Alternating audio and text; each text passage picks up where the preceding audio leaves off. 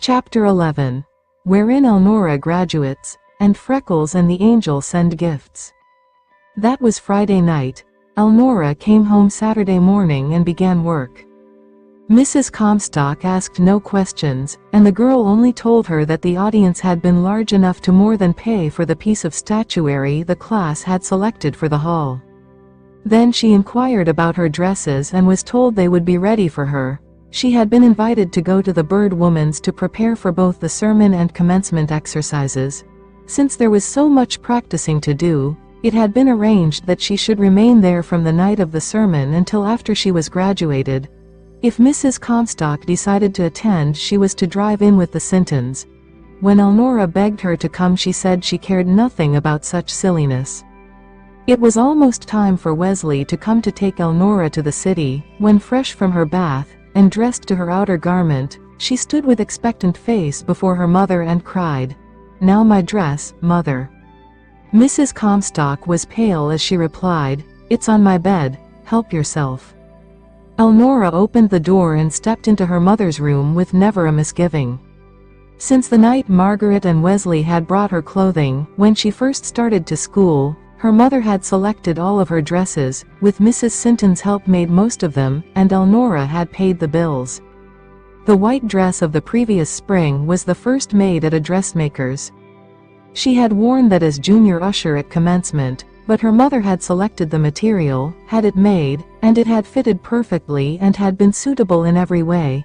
So with her heart at rest on that point, Elnora hurried to the bed to find only her last summer's white dress, freshly washed and ironed. For an instant she stared at it, then she picked up the garment, looked at the bed beneath it, and her gaze slowly swept the room. It was unfamiliar. Perhaps this was the third time she had been in it since she was a very small child. Her eyes ranged over the beautiful walnut dresser, the tall bureau, the big chest, inside which she never had seen, and the row of masculine attire hanging above it. Somewhere a dainty lawn or mull dress simply must be hanging. But it was not. Elnora dropped on the chest because she felt too weak to stand. In less than 2 hours she must be in the church, at Onabasha. She could not wear a last year's washed dress. She had nothing else. She leaned against the wall and her father's overcoat brushed her face. She caught the folds and clung to it with all her might. "Oh, father, father," she moaned. "I need you. I don't believe you would have done this." At last she opened the door. "I can't find my dress," she said. "Well, as it's the only one there, I shouldn't think it would be much trouble." "You mean for me to wear an old washed dress tonight?" "It's a good dress. There isn't a hole in it. There's no reason on earth why you shouldn't wear it." "Except that I will not," said Elnora. "Didn't you provide any dress for commencement, either?" "If you soil that tonight, I've plenty of time to wash it again," Wesley's voice called from the gate. "In a minute," answered Elnora. She ran upstairs and in an incredibly short time came down wearing one of her gingham school dresses. Her face cold and hard, she passed her mother and went into the night. Half an hour later Margaret and Billy stopped for Mrs. Comstock with the carriage. She had determined fully that she would not go before they called. With the sound of their voices a sort of horror of being left seized her, so she put on her hat, locked the door and went out to them. "How did Elnora look?" inquired Margaret anxiously. "Like she always does," answered Mrs. Comstock curtly. "I do hope her dresses are as pretty as the others," said Margaret. "None of them will have prettier faces or nicer ways." Wesley was waiting before the big church to take care of the team. As they stood watching the people enter the building, Mrs. Comstock felt herself growing ill. When they went inside among the lights, saw the flower-decked stage, and the masses of finely dressed people, she grew no better. She could hear Margaret and Billy softly commenting on what was being done. "That first chair in the very front row is Elnora's," exulted Billy, "'cause she's got the highest grades, and so she gets to lead the procession to the platform." The first chair, lead the procession, Mrs. Comstock was dumbfounded. The notes of the pipe organ began to fill the building in a slow rolling march. Would Elnora lead the procession in a gingham dress? Or would she be absent and her chair vacant on this great occasion? For now, Mrs. Comstock could see that it was a great occasion. Everyone would remember how Elnora had played a few nights before, and they would miss her and pity her. Pity, because she had no one to care for her, because she was worse off than if she had no mother. For the first time in her life, Mrs. Comstock began to study herself as she would appear to others. Every time a junior girl came fluttering down the aisle, leading someone to a seat, and Mrs. Comstock saw a beautiful white dress pass, a wave of positive illness swept over her. What had she done? What would become of Elnora? As Elnora rode to the city, she answered Wesley's questions in monosyllables so that he thought she was nervous or rehearsing her speech and did not care to talk. Several times the girl tried to tell him and realized that if she said the first word it would bring uncontrollable tears. The bird woman opened the screen and stared unbelievingly. "Why, I thought you would be ready. You are so late," she said. "If you have waited to dress here, we must hurry." "I have nothing to put on," said Elnora. In bewilderment the bird woman drew her inside. Did, she faltered. "Did you think you would wear that?" "No, I thought I would telephone Ellen that there had been an accident and I could not come. I don't know yet how to explain. I'm too sick to think." "Oh, do you suppose I can get something made by Tuesday so that I can graduate?" "Yes, and you'll get something on you tonight so that you can lead your class, as you have done for 4 years. Go to my room and take off that gingham, quickly. Anna, drop everything and come help me." The bird woman ran to the telephone and called Ellen. Brownlee, "Elnora has had an accident. She will be a little late," she said. "You have got to make them wait. Have them play extra music before the march." Then she turned to the maid. "Tell Benson to have the carriage at the gate, just as soon as he can get it there. Then come to my room. Bring the thread box from the sewing room, that roll of wide white ribbon on the cutting table, and gather all the white pins from every dresser in the house. But first come with me a minute. I want that trunk with the Swamp Angel's stuff in it, from the cedar closet," she panted as they reached the top of the stairs. They hurried down the hall together and dragged the big trunk to the bird woman's room. She opened it and began tossing out white stuff. "How lucky that she left these things," she cried. "Here are white shoes, gloves, stockings, fans, everything. I am all ready but a dress," said Elnora. The bird woman began opening closets and pulling out drawers and boxes. "I think I can make it this way," she said. She snatched up a creamy lace yoke with long sleeves that recently had been made for her and held it out. Elnora slipped into it, and the bird woman began smoothing out wrinkles and sewing in pins. It fitted very well with a little lapping in the back. Next, from among the angel's clothing she caught up a white silk waist with low neck and elbow sleeves, and Elnora put it on. It was large enough, but distressingly short in the waist, for the angel had worn it at a party when she was 16.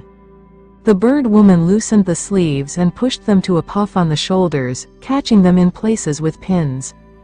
She began on the wide draping of the yoke, fastening it front, back and at each shoulder. She pulled down the waist and pinned it. Next came a soft white dress skirt of her own. By pinning her waistband quite 4 inches above Elnora's, the bird woman could secure a perfect empire sweep, with the clinging silk. Then she began with the wide white ribbon that was to trim a new frock for herself, bound it 3 times around the high waist effect she had managed, tied the ends in a knot and let them fall to the floor in a beautiful sash. "I want 4 white roses, each with 2 or 3 leaves," she cried. Anna ran to bring them, while the bird woman added pins. "Elnora," she said, "forgive me, but tell me truly, is your mother so poor as to make this necessary?" "No," answered Elnora. "Next year I am heir to my share of over 300 acres of land covered with almost as valuable timber as was in the Limberlost. We adjoin it. There could be 30 oil wells drilled that would yield to us the thousands our neighbors are draining from under us, and the bare land is worth over $100 an acre for farming. She is not poor, she is. I don't know what she is. A great trouble soured and warped her. It made her peculiar. She does not in the least understand, but it is because she doesn't care to, instead of ignorance. She does not." Elnora stopped. She is different, finished the girl. Anna came with the roses. The bird woman set one on the front of the draped yoke, one on each shoulder and the last among the bright masses of brown hair. Then she turned the girl facing the tall mirror. "Oh," panted Elnora. "You are a genius. Why, I will look as well as any of them." "Thank goodness for that," cried the bird woman. "If it wouldn't do, I should have been ill. You are lovely, altogether lovely. Ordinarily I shouldn't say that. But when I think of how you are carpentered, I'm admiring the result."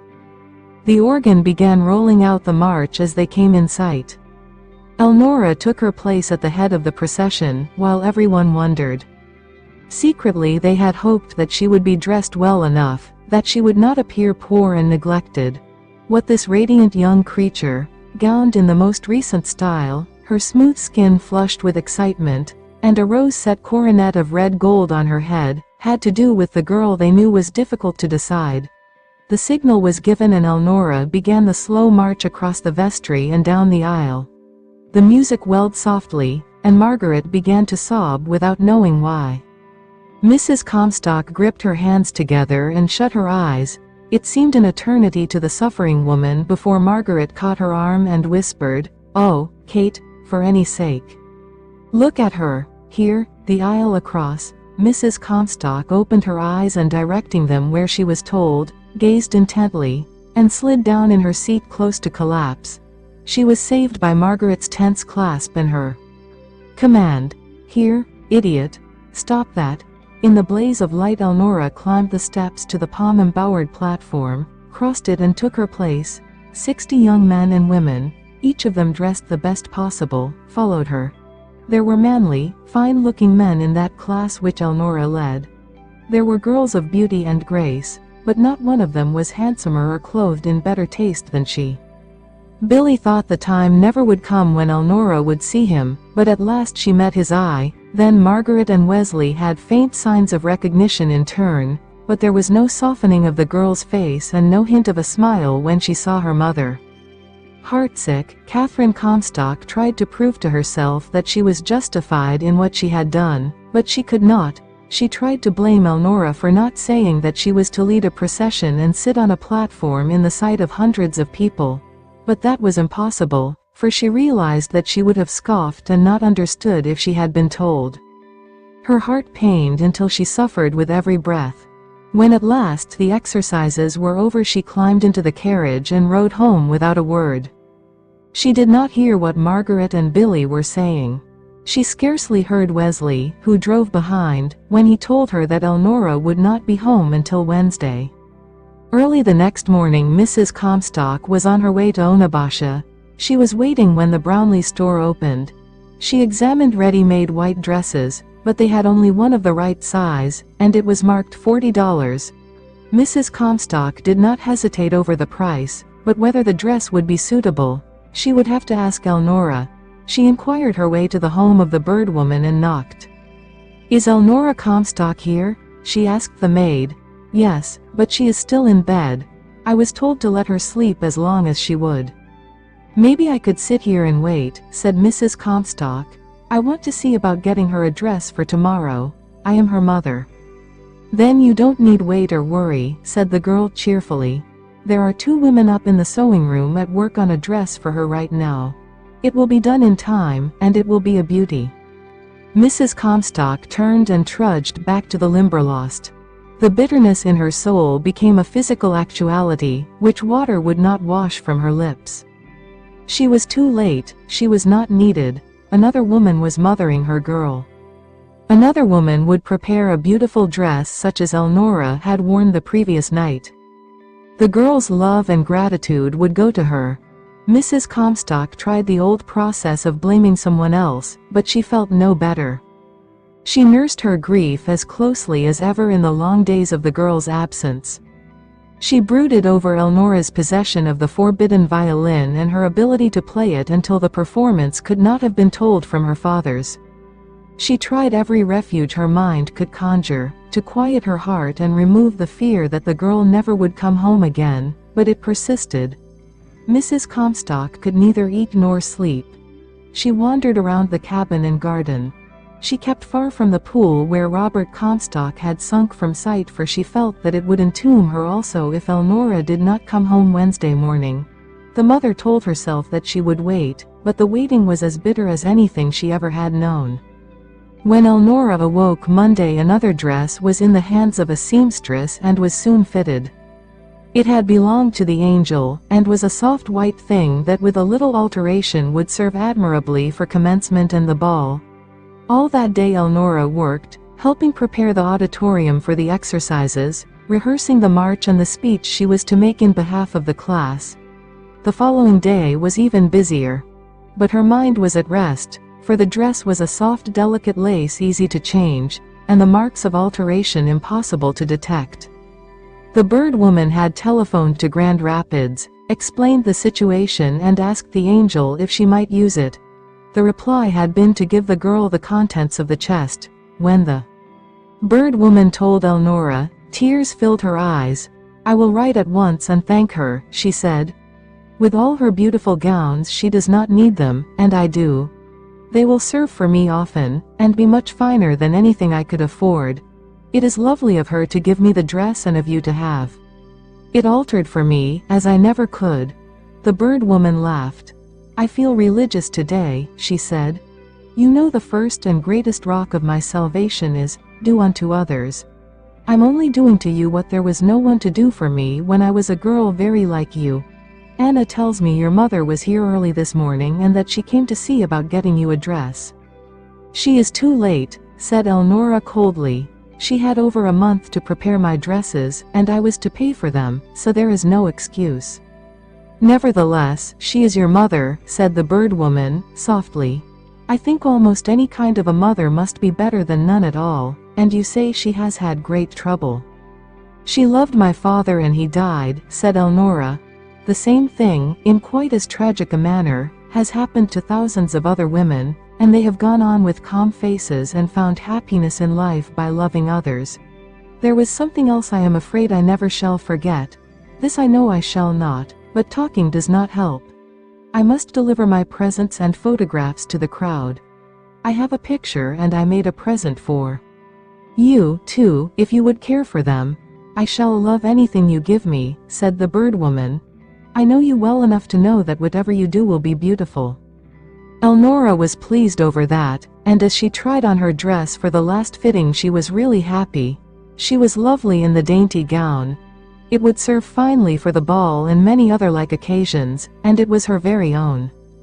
The bird woman's driver took Elnora in the carriage and she called on all the girls with whom she was especially intimate, and left her picture and the package containing her gift to them. By the time she returned parcels for her were arriving. Friends seemed to spring from everywhere. Almost everyone she knew had some gift for her, while because they so loved her the members of her crowd had made her beautiful presents. There were books, vases, silver pieces, handkerchiefs, fans, boxes of flowers and candy. One big package settled the trouble at Sinton's, for it contained a dainty dress from Margaret, a $5 gold piece, conspicuously labeled, "I earned this myself," from Billy, with which to buy music, and a gorgeous cut glass perfume bottle. It would have cost $5 to fill with even a moderate-priced scent, from Wesley. In an expressed crate was a fine curly maple dressing table, sent by Freckles. The drawers were filled with wonderful toilet articles from the Angel. The bird woman added an embroidered linen cover and a small silver vase for a few flowers, so no girl of the class had finer gifts. Elnora laid her head on the table sobbing happily, and the bird woman was almost crying herself. Professor Henley sent a butterfly book. The great rooms in which Elnora had taught gave her a set of volumes covering every phase of life afield, in the woods, and water. Elnora had no time to read, so she carried one of these books around with her, hugging it as she went. After she had gone to dress, a queer-looking package was brought by a small boy who hopped on one foot as he handed it in and said, "Tell Elnora that is from her ma." "Who are you?" asked the bird woman as she took the bundle. "I'm Billy," announced the boy. "I gave her the $5. I earned it myself dropping corn, sticking onions, and pulling weeds." "My, but you got to drop, and stick, and pull a lot before it's $5 worth." Would you like to come in and see Elnora's gifts? Yes, ma'am, said Billy, trying to stand quietly. Gee, mentally, he gasped. Does Elnora get all this? Yes, I bet you $1,000 I be first in my class when I graduate. Say, have the others got a lot more than Elnora? I think not. Well, Uncle Wesley said to find out if I could, and if she didn't have as much as the rest, he'd buy till she did, if it took $100. Say, you ought to know him, he's just scrumptious. There ain't anybody anywhere finer, and he is. My, he's grand. I'm very sure of it, said the bird woman. I've often heard Elnora say so. I bet you nobody can beat this, he boasted. Then he stopped, thinking deeply. I don't know, though, he began reflectively. Some of them are awful rich. They got big families to give them things and wagon loads of friends, and I haven't seen what they have. Now, maybe Elnora is getting left, after all. Don't worry, Billy, she said. I will watch, and if I find Elnora is getting left, I'll buy her some more things myself. But I'm sure she is not. She has more beautiful gifts now than she will know what to do with, and others will come. Tell your Uncle Wesley his girl is bountifully remembered, very happy, and she sends her dearest love to all of you. Now you must go. So I can help her dress. You will be there tonight, of course? Yes, sir. She got me a seat, 3rd row from the front, middle section, so I can see, and she's going to wink at me, after she gets her speech off her mind. She kissed me, too. She's a perfect lady, Elnora is. I'm going to marry her when I am big enough. Why isn't that splendid? Laughed the bird woman as she hurried upstairs. Dear, she called, here is another gift for you.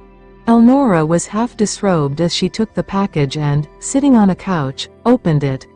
The bird woman bent over her and tested the fabric with her fingers. Why, bless my soul, she cried. Hand-woven, hand-embroidered linen, fine as silk. It's priceless. I haven't seen such things in years. My mother had garments like those when I was a child, but my sisters had them cut up for collars, belts, and fancy waists while I was small. Look at the exquisite work. Where could it have come from? Cried Elnora. She shook out a petticoat, with a hand-wrought ruffle a foot deep, then an old-fashioned chemise, the neck and sleeve work of which was elaborate and perfectly wrought. On the breast was pinned a note that she hastily opened. I was married in these, it read, and I had intended to be buried in them, but perhaps it would be more sensible for you to graduate and get married in them yourself, if you like. Your mother. From my mother, wide-eyed, Elnora looked at the bird woman. I never in my life saw the like. Mother does things I think I never can forgive, and when I feel hardest, she turns around and does something that makes me think she just must love me a little bit, after all. Any of the girls would give almost anything to graduate in hand-embroidered linen like that. Money can't buy such things. And they came when I was thinking she didn't care what became of me. Do you suppose she can be insane? Yes, said the bird woman. Wildly insane, if she does not love you and care what becomes of you. Elnora arose and held the petticoat to her. Will you look at it? She cried. Only imagine her not getting my dress ready, and then sending me such a petticoat as this. Ellen would pay $50 for it and never blink. I suppose Mother has had it all my life, and I never saw it before. Go take your bath and put on those things, said the bird woman. Forget everything and be happy. She is not insane. She is embittered. She did not understand how things would be. When she saw, she came at once to provide you a dress. This is her way of saying she is sorry she did not get the other. You notice she has not spent any money, so perhaps she is quite honest in saying she has none. Oh, she is honest, said Elnora. She wouldn't care enough to tell an untruth. She'd say just how things were, no matter what happened. Soon Elnora was ready for her dress. She never had looked so well as when she again headed the processional across the flower and palm-decked stage of the high school auditorium. As she sat there, she could have reached over and dropped a rose she carried into the seat she had occupied that September morning when she entered the high school. She spoke the few words she had to say in behalf of the class beautifully, had the tiny wink ready for Billy, and the smile and nod of recognition for Wesley and Margaret. When at last she looked into the eyes of a white-faced woman next them, she slipped a hand to her side and raised her skirt the fraction of an inch, just enough to let the embroidered edge of a petticoat show a trifle. When she saw the look of relief which flooded her mother's face, Elnora knew that forgiveness was in her heart, and that she would go home in the morning. It was late afternoon before she arrived, and a dray followed with a load of packages. Mrs. Comstock was overwhelmed. She sat half-dazed and made Elnora show her each costly and beautiful or simple and useful gift, tell her carefully what it was and from where it came. She studied the faces of Elnora's particular friends. The gifts from them had to be set in a group. Several times she started to speak and then stopped. At last, between her dry lips, came a harsh whisper. "Elnora, what did you give back for these things?" "I'll show you," said Elnora cheerfully. "I made the same gifts for the bird woman, Aunt Margaret and you if you care for it. But I have to run upstairs to get it." When she returned she handed her mother an oblong frame, hand-carved, enclosing Elnora's picture, taken by a schoolmate's camera. She wore her storm coat and carried a dripping umbrella. From under it looked her bright face. Her books and lunchbox were on her arm, and across the bottom of the frame was carved, "Your country classmate." Then she offered another frame. "I am strong on frames," she said. "They seemed to be the best I could do without money. I located the maple and the black walnut myself, in a little corner that had been overlooked between the river and the ditch. They didn't seem to belong to anyone, so I just took them. Uncle Wesley said it was all right, and he cut and hauled them for me. I gave the mill half of each tree for sawing and curing the remainder. Then I gave the woodcarver half of that for making my frames. A photographer gave me a lot of spoiled plates, and I boiled off the emulsion, and took the specimens I framed from my stuff. The man said the white frames were worth 3.5, and the black ones 5. I exchanged those little framed pictures for the photographs of the others. For presents, I gave each one of my crowd one like this, only a different moth. The bird woman gave me the birch bark. She got it up north last summer." Elnora handed her mother a handsome black walnut frame 1.5 feet wide by 2 long. It finished a small, shallow glass-covered box of birch bark, to the bottom of which clung a big night moth with delicate pale green wings and long exquisite trailers. "So you see I did not have to be ashamed of my gifts," said Elnora. "I made them myself and raised and mounted the moths." "Moth, you call it," said Mrs. Comstock. "I've seen a few of the things before. They are numerous around us every June night, or at least they used to be," said Elnora. "I've sold hundreds of them, with butterflies, dragonflies, and other specimens. Now, I must put away these and get to work, for it is almost June and there are a few more I want dreadfully. If I find them I will be paid some money for which I have been working." She was afraid to say college at that time. She thought it would be better to wait a few days and see if an opportunity would not come when it would work in more naturally.